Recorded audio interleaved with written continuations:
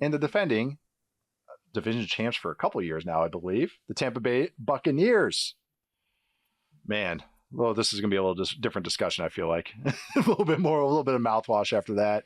Matt, Bucs offense, they lost Liam Cohen, your guy, now the head coach of the Jags, retained a lot of their staff. Kevin Carberry is still their offensive line coach, which I do like. Still have Baker Mayfield at quarterback. Return really everybody on offense. So, Matt, what are you focusing on with this unit?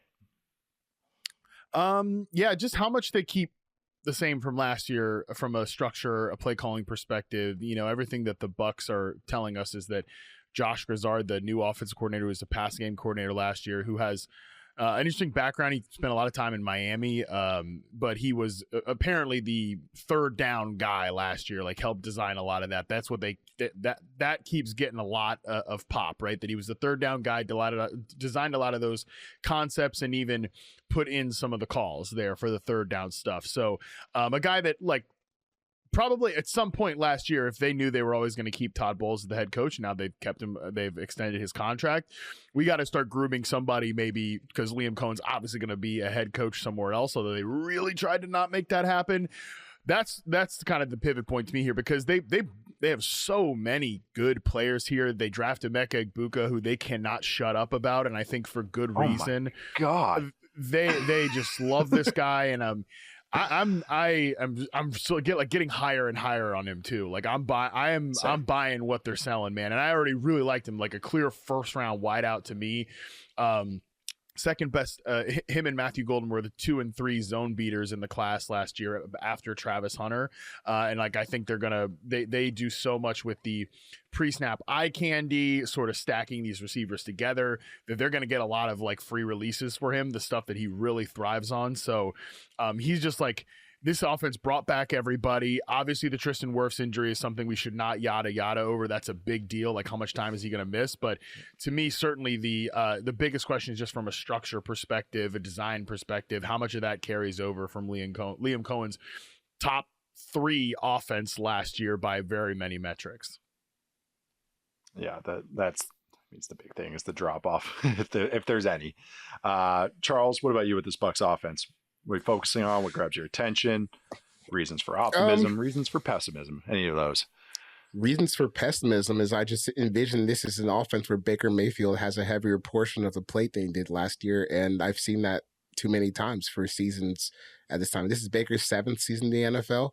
I mean, we're talking about if Tristan Wirfs is down for the first month of the season, I mean, you don't know. I would imagine it's still pretty good because he's still Tristan Wirfs, but you don't know what that looks like when he does get back eventually. And I just imagine, like, if he is slowed down, it doesn't take much for Baker to become a completely unraveled quarterback. Like, this stuff has to be perfect for him. And a bunch of their best games last year were when his ADOT was under like 4 yards or even 3 yards sometimes, where you're just dumping it off. You're not letting him affect the game.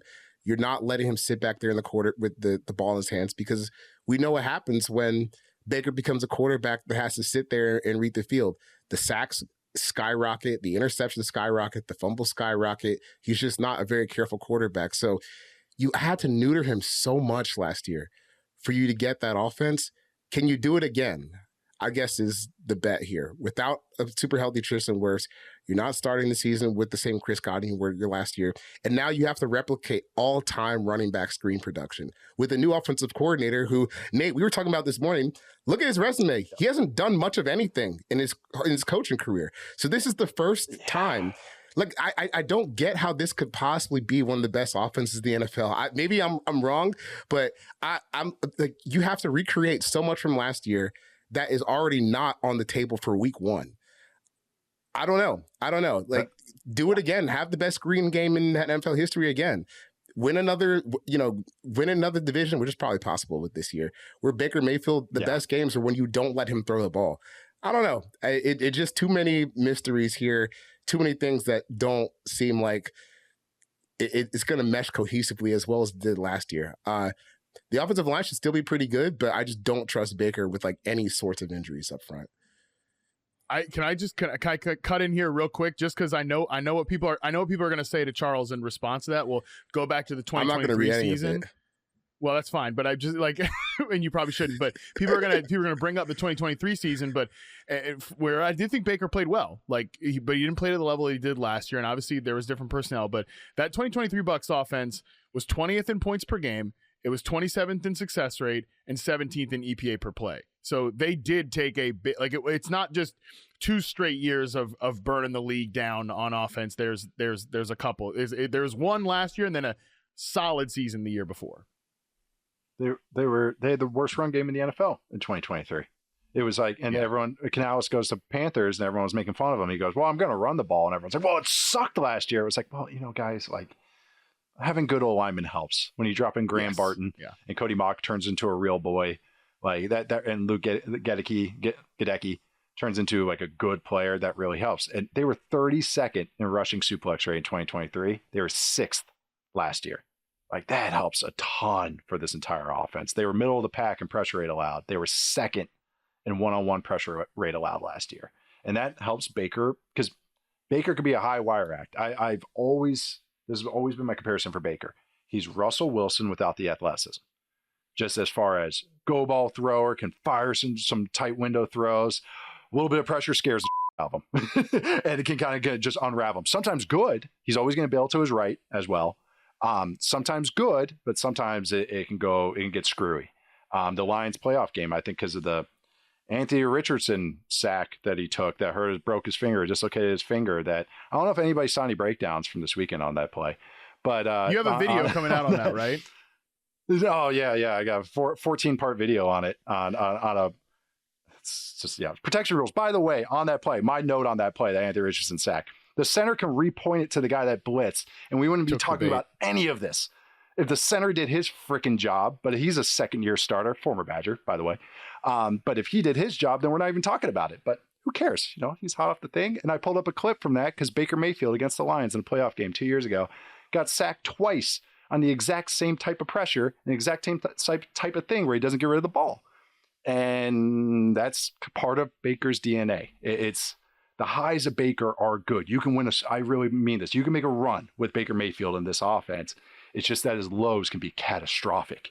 And Liam did a really, I don't know Liam, but Liam Cohen did a really good job of insulating. I always use that word, insulating, making sure that the negatives weren't too negative while letting him do the high wire stuff. So the run game has to be good to maintain all of this. I think it will be because Carberry's still there, the O-line coach, and they have such a huge input on the run game, most of it.